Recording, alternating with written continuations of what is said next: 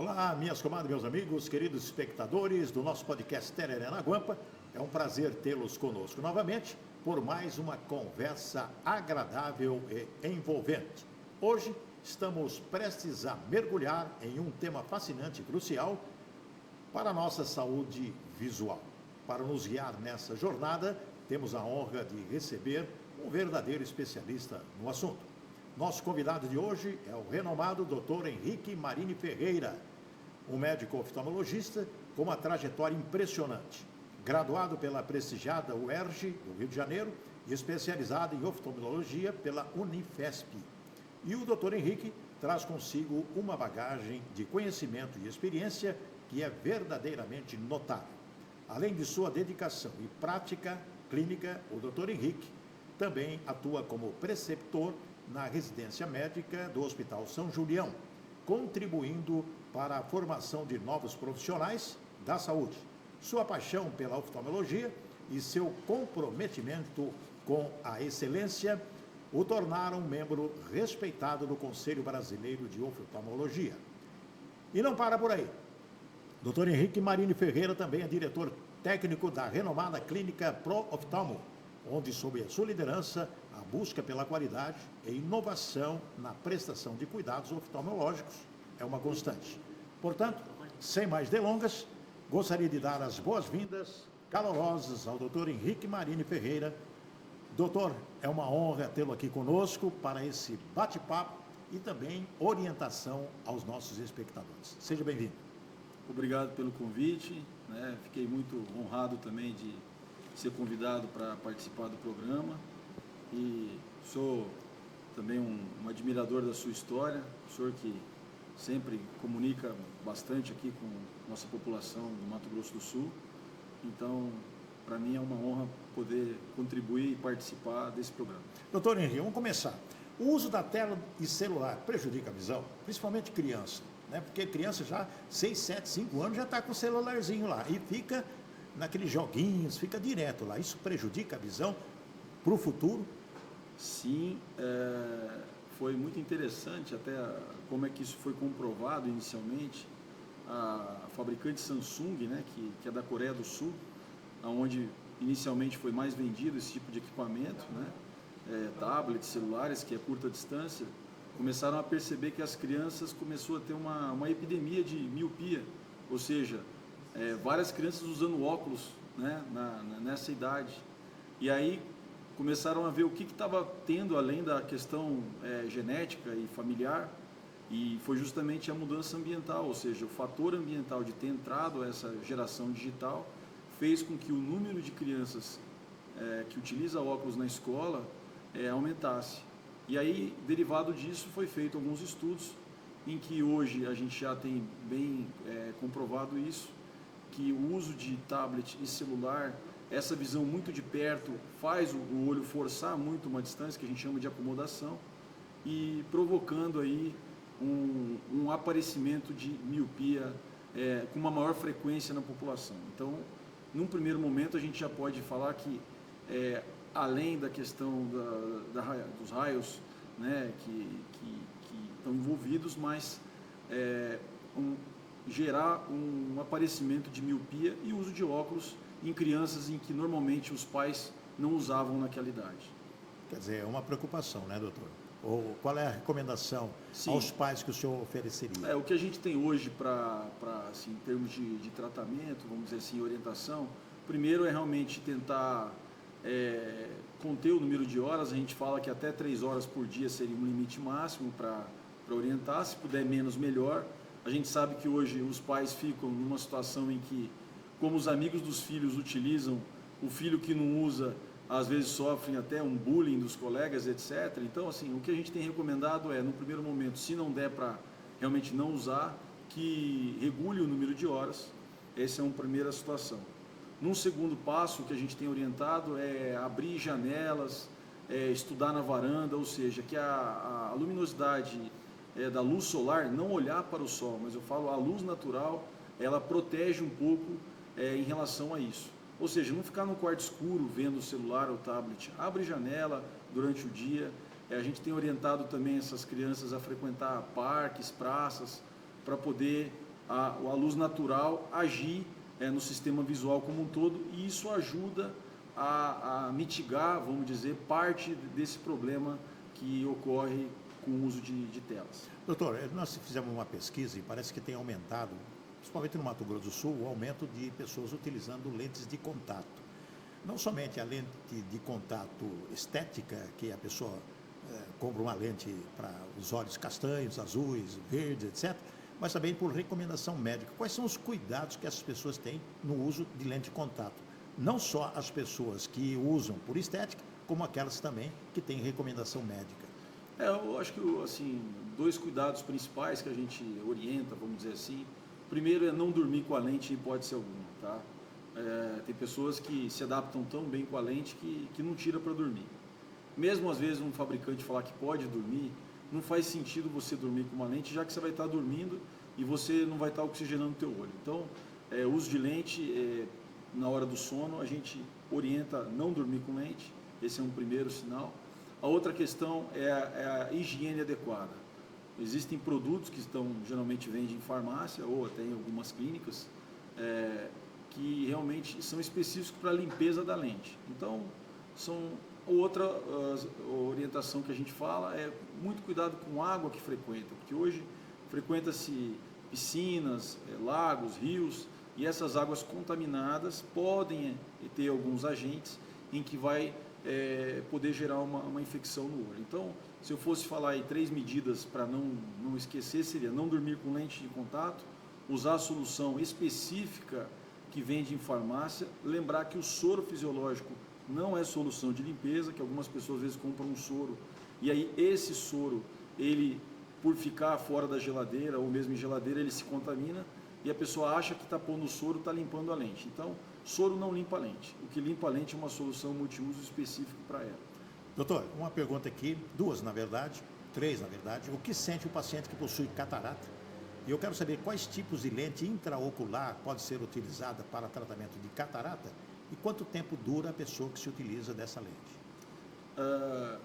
O sintoma principal que a gente percebe é um embaçamento de visão, em que ela procura o médico, o oftalmologista, e que não melhora com o uso de óculos. Então é um borramento mesmo, que a catarata ela vai gerando a dificuldade da entrada da luz, e com isso você vai gerando um embaçamento de visão que normalmente não se melhora com o uso de óculos. Nesse caso, faz-se o diagnóstico de catarata e indica-se uma cirurgia. Em relação às lentes, esse é um tema em que a gente pode dizer que tem uma evolução muito grande nos últimos 20 anos. A indústria oftalmológica, vamos dizer assim, ligado a lentes intraoculares, ela evoluiu demais, ela evoluiu no material, ela evoluiu no campo de visão. Então, o que antes a gente apenas, por exemplo, quem operava 40 anos atrás, não se tinha lente para implantar. Você tinha que tirar a catarata e não implantar a lente. De quando começou a colocar a lente, aí na década de 80 para cá, a gente tem uma evolução muito grande das lentes. Então, se eu fosse classificar de uma forma resumida e prática, a gente tem a lente monofocal, em que ela basicamente você tira a catarata e coloca ela, em que o paciente normalmente vai precisar de um óculos ou um residual para longe ou alguma coisa para perto. E aonde tem evoluído muito essa questão da lente é em substituição ao óculos no pós-operatório. Então hoje a gente tem lentes que são até lentes multifocais, em que o paciente realmente pode ficar sem lente de óculos, vamos dizer assim, no pós-operatório. E a outra lente que a gente tem visto também um resultado bacana são lentes de foco estendido, que a gente chama, em que corrige-se o longe e o intermediário, principalmente tela de celular e computador e tablet, e só ficaria um residual para um óculos de perto. Então essas basicamente são 3 tipos, uma monofocal, a de foco estendido e a lente trifocal, que seriam para todos os focos.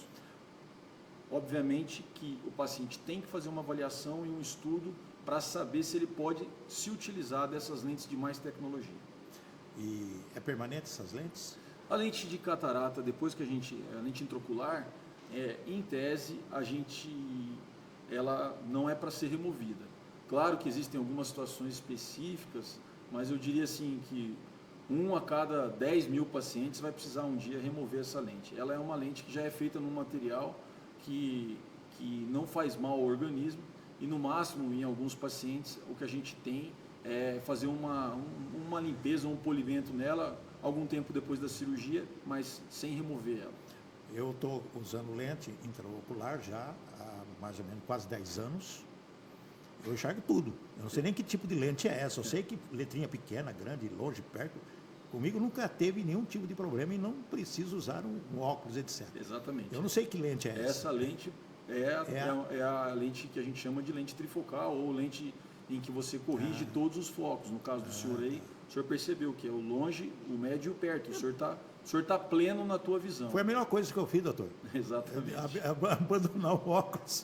Que muito bom. Então o senhor recomenda? Com certeza, recomendo e tem sido, vamos dizer assim, cada vez mais a utilização aceita e a gente com muito mais segurança, haja vista tanto pelas pesquisas quanto pelo o histórico, né, que a gente tem de estudos, etc., para chegar cada vez mais num resultado em que a expectativa de quem vai fazer seja o resultado gerado após. Doutor, o que é ceratocone? O que é isso? Ceratocone é uma alteração na córnea do olho, em que geralmente acontece no adolescente ou adulto jovem, em que a córnea, a córnea basicamente, ela seria, a gente para resumir, como se fosse o vidro do relógio de um ponteiro de relógio, ou seja, é aquela parte do vidro em que você não enxerga, que é a parte que faz a proteção do olho na frente, só que ela é transparente. Quando essa córnea ela encurva ou ela afina de uma forma exagerada, ela gera no início um astigmatismo alto, mas num segundo momento isso vai gerar uma alteração em que nem o uso de óculos pode funcionar.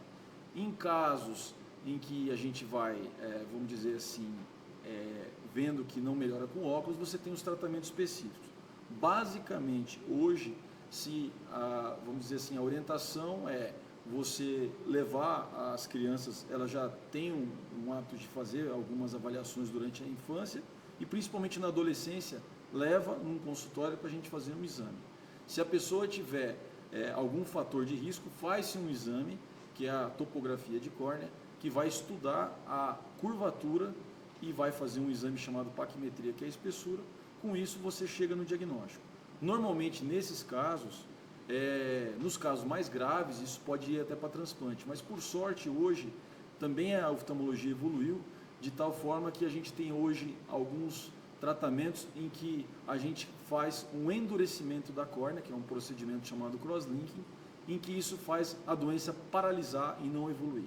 Então, o diagnóstico precoce, ele ajuda muito a evitar a progressão e um tratamento muito mais simples do que ir para um transplante ou alguma coisa assim. Hoje a gente tem essa ferramenta que não tinha, vamos dizer, há 10 anos, 15 anos atrás, em que com a evolução a gente consegue paralisar a progressão da doença. É muito interessante como a medicina, a gente tem hoje muito mais recursos para se tratar, mas o tratamento precisa de um diagnóstico precoce. Doutor, vamos falar da glaucoma. Eu quero saber o que é glaucoma e como fazer esse diagnóstico e quais são os sintomas que a pessoa às vezes começa a sentir alguma coisa e não sabe o que é, e pode ser glaucoma. O glaucoma é uma alteração do nervo óptico causado pela pressão alterada do olho, né? Ele já foi feito várias campanhas de orientação na população, inclusive a Associação de Oftalmologia ela promove algumas campanhas, o Conselho Brasileiro de Oftalmologia também promove, para ter uma conscientização de que, na verdade, não é só para fazer exame de grau ou óculos que você deve ir ao oftalmologista. E a gente acaba aproveitando, vamos dizer assim, essa ida e fazendo uma medida da pressão do olho e vendo o nervo. Quando você mede a pressão, o nível normal, a regra seria de 10 a 21, você está dentro de uma normalidade. Acima disso, entra-se numa suspeita de glaucoma e aí você tem que confirmar o diagnóstico. Se realmente estiver confirmado, a gente tem alguns tratamentos, a maior parte é clínico, ou seja, com colírio você abaixa, assim como tem pressão arterial do corpo, em que você tem antihipertensivo, você também tem colírios que fazem esse tratamento para diminuir essa pressão intraocular. Outra que precisa ser feito aí é o monitoramento das fibras do nervo, porque o problema maior do glaucoma avançado é que ele vai causando uma perda de fibras do nervo, e o que você perde de fibras você não regenera. Então, quando diagnosticado, a gente precisa fazer um acompanhamento para estabilizar, porque isso vai fazer, vamos dizer, não ter nenhum dano. Quanto ao sintoma, a dificuldade às vezes que o paciente tem, tirando alguns casos de glaucoma agudo, que é a minoria, ou seja, quando o paciente tem uma dor muito forte, a maioria ele é indolor e ele altera só a visão periférica. A gente usa muito pouco a visão periférica, a gente olha mais para frente e para o centro, que é a visão melhor da gente. Então você não percebe quando você perde as laterais. Então, num primeiro momento, vamos dizer assim, que a frequência seria 1% da população, principalmente acima, depois dos 40 anos, você teria que realmente passar por uma consulta para pegar ele precocemente. Nos casos avançados, em quem não fez diagnóstico, às vezes, infelizmente, ele já chega numa fase de perda de visão e perda de campo, que essa é a fase que a gente não quer pegar, porque se a gente pega precoce o diagnóstico, a gente consegue controlar e o paciente tem uma vida normal, com o controle da pressão, no caso. Doutor, a diabetes é um problema sério, né? Afeta a visão. Eu gostaria de saber como detectar e tratar a pessoa que tem diabetes e afeta os olhos. O diabetes, a gente tem duas formas normalmente de descobrir ele no consultório. Um paciente adulto que você tem às vezes um aparecimento rápido de miopia ou uma alteração muito no óculos, alterou 1, 2 graus, um paciente depois de 30 anos, não é normal. Então a gente acaba fazendo uma pesquisa, porque a oscilação da glicose, quando ela sobe ou quando ela baixa muito, ela faz mudar o grau muito rápido do óculos. Isso vamos dizer assim, uma pista para um diagnóstico de um início de diabetes, em que já chegou pacientes que o primeiro a ver o diabetes foi o oftalmologista, porque ele apareceu com um grau tão diferente em que aquilo não era gerado pelo olho dele, e sim pelo organismo manifestando no olho. Então a gente fica muito atento. Nós oftalmologistas já teve vários casos que a gente é o primeiro a ver o paciente.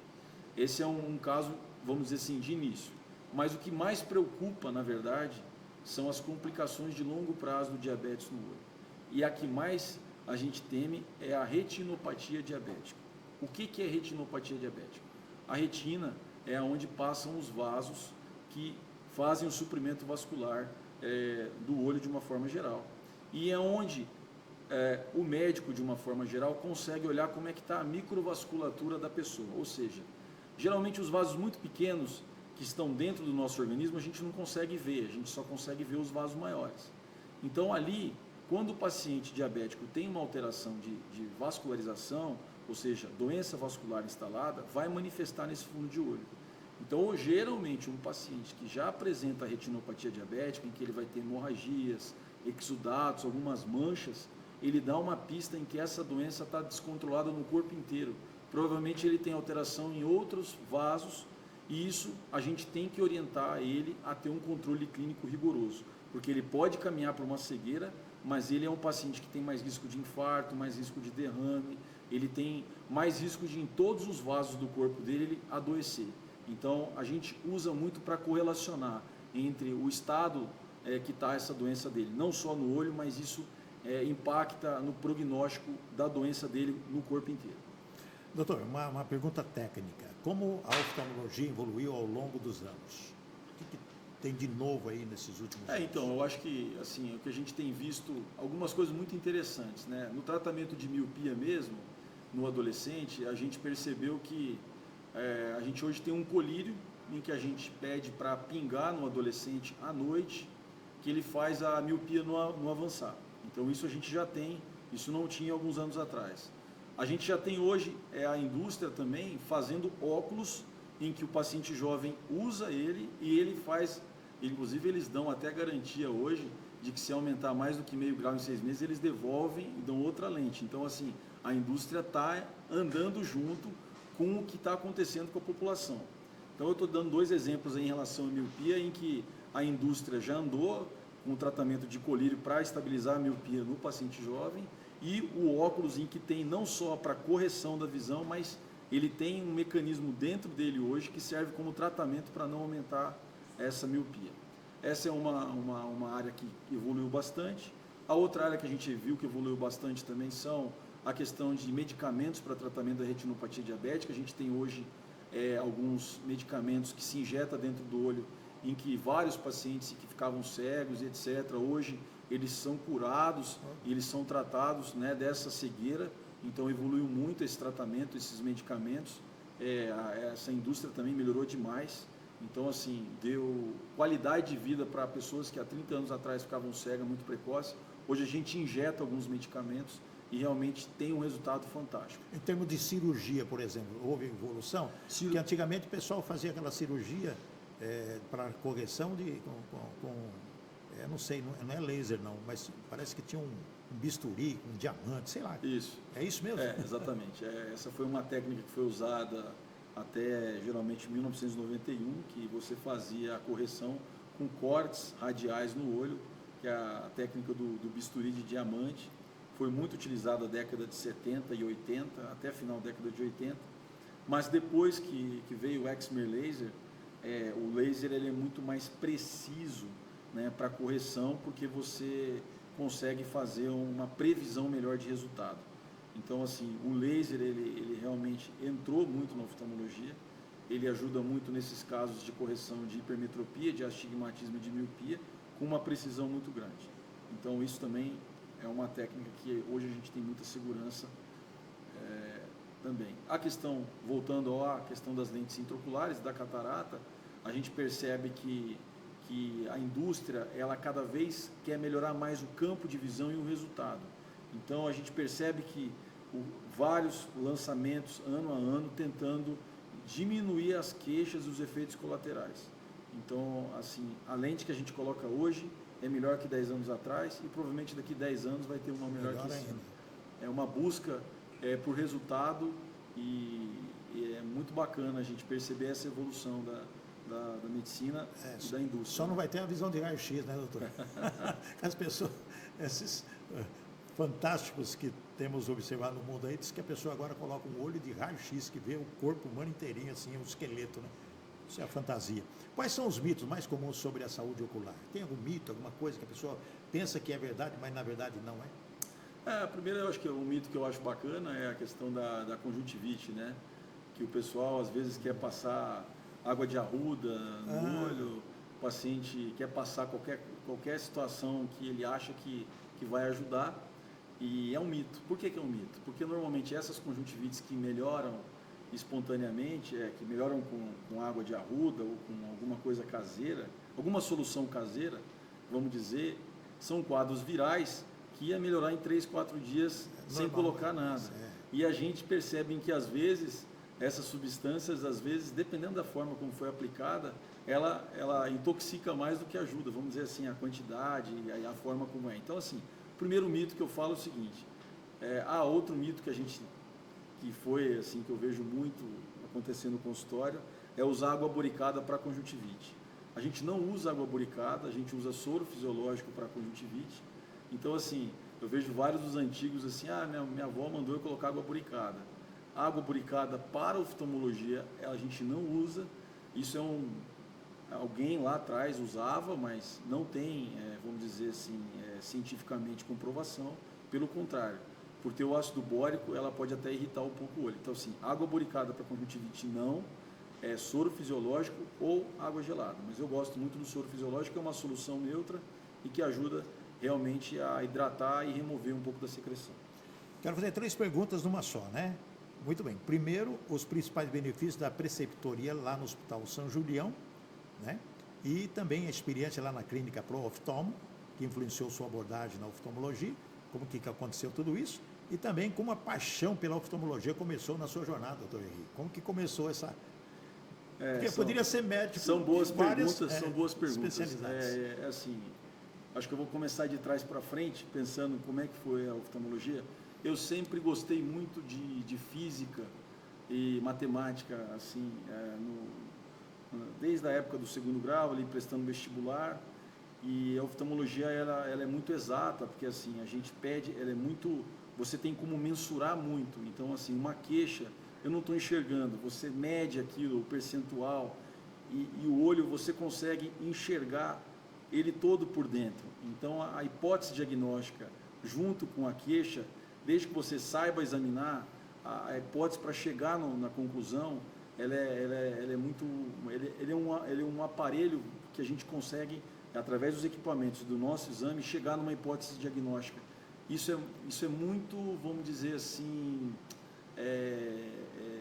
para quem faz e para quem executa, dá um pouco mais de tranquilidade de você não errar diagnóstico ou de você estar podendo fazer com mais embasamento. Mais ou menos isso. Dá mais segurança, vamos dizer assim. É uma especialidade boa, porque o que o paciente sente, a gente consegue ver o porquê que ele sente.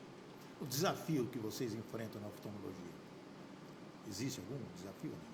Olha, a gente acredita assim, um dos desafios hoje é assim, a própria evolução tecnológica, em que você tem que ficar, vamos dizer assim, acompanhando a escalada tecnológica, comprando equipamentos, e aí foi uma das causas aí da gente ter juntado e montado a Proftalmo, porque basicamente a ideia foi a gente saiu de consultórios isolados e começamos em 6 oftalmologistas, né? Hoje nós estamos em 18 oftalmologistas lá, que são sócios, são 7, né, vamos dizer assim, mas que coordena.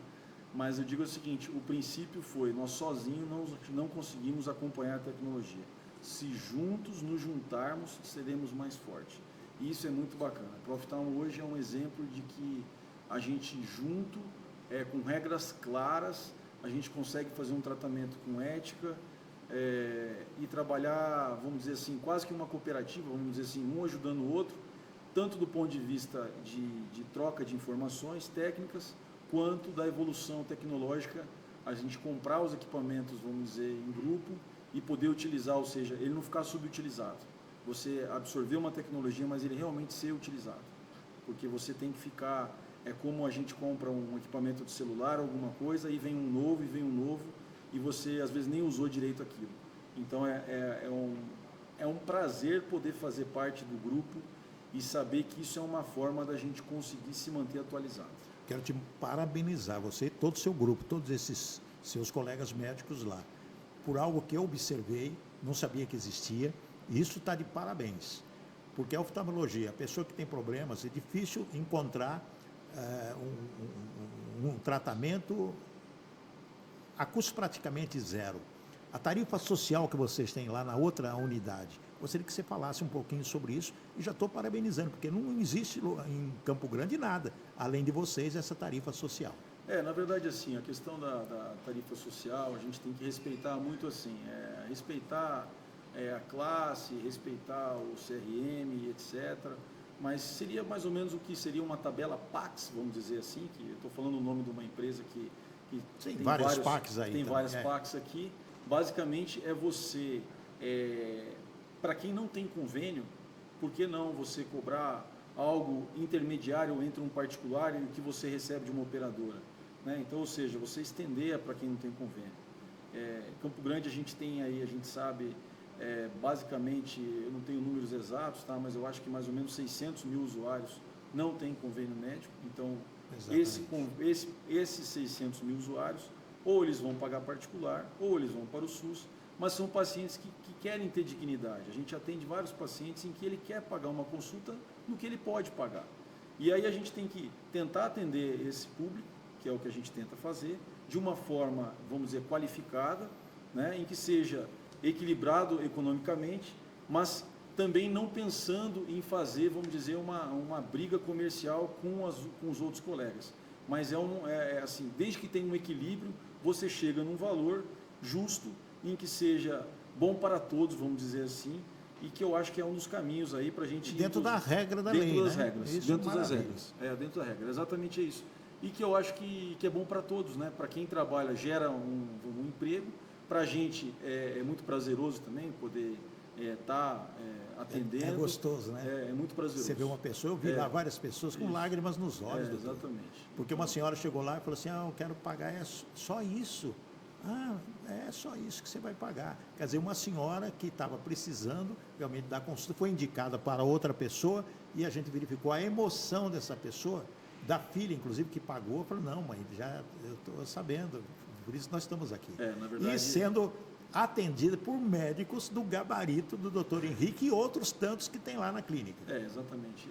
Acho que essa é uma das questões que a gente hoje dá muito prazer, é o atendimento, né, de qualidade e sempre respeitando as regras da nossa especialidade, a regra do Conselho Regional de Medicina e também respeitando a população, porque muitas vezes eles querem, eu vejo que vários eles querem pagar aquilo que pode, até porque quer ter um tratamento, vamos dizer, um pouco mais personalizado, e consegue, você consegue realmente ter um tratamento mais personalizado, ter assim o médico mais disponível, né, para se precisar retornar e fazer o acompanhamento.